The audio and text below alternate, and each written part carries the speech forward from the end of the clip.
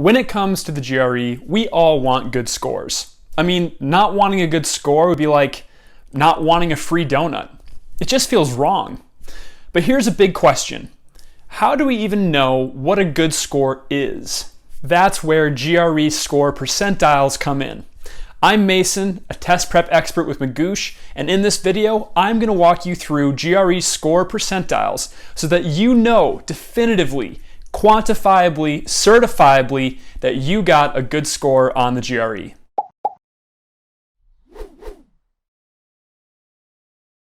What is a GRE score percentile and why should I care? GRE score percentiles give you an idea of how you stacked up against other test takers. Every GRE score corresponds to a different percentage, which tells you the percentage of students who scored below you. So it's also a pretty good indication of how you're stacking up against other prospective graduate students. By researching score percentiles, you'll be able to get a sense for what your target programs might be looking for and how you're stacking up against even people in your own field of study. Now, if you've already watched some of my other videos, you know that my take here is that the best GRE score for you is the score that gets you an acceptance letter from your target program. So it's important to keep in mind that everyone's score needs are a little bit different and that your GRE test score is far from the only thing that's going to be looked at in your application package. All right, enough preamble. So what's a good score on the GRE? When you're looking at graduate program websites or talking with admissions representatives, which you absolutely should be doing, a common threshold that you might see or hear is the 50, 60, 155 threshold. All right, so that sounds cool, but what does it actually mean? Basically, it means that that program is looking for students who perform better than 50 or 60% of students on either the verbal or the quant side, which comes out to be typically around a 155. This brings up an important point, which is that programs tend to look more closely at one or the other side of the test, depending on the field of study in that program. So for example, engineering programs tend to expect a stronger quant score from their applicants, whereas philosophy programs, like the one I attended, cared way more about the verbal and AWA sides of the test. So when you're looking at GRE score percentiles, make sure to look closely at the section that's going to be looked closely at by your target programs. That being said, there is a general understanding that graduate programs tend to prefer students who perform in the top 50% of test takers, especially when it comes to dishing out scholarships and teaching assistantships. So let's take a look at what the 50th percentile really means on both sides of the GRE. What scores do I need to be in the 50th percentile? Let's recall that the verbal and quant sections are scored from a 130 on the low end to a 170 on the highest end.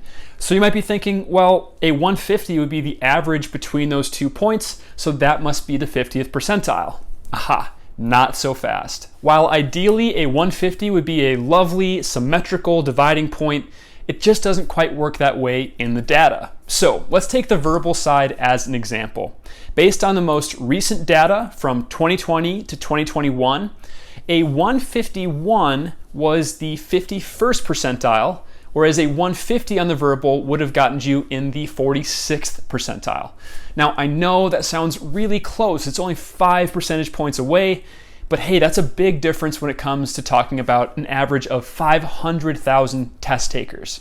So what that means is a 150 on the verbal side is actually slightly below the 50th percentile. You have to do better than a 150, actually closer to a 151, in order to get into that top half of test takers. Turning to the quant side, on last year's test, a 154 puts you in the 53rd percentile, whereas a 153 dropped you all the way down into the 49th percentile. Let's reflect on that for a second. That means that half of all test takers last year performed better than a 154 on the quant, and half performed below a 153 on the quant.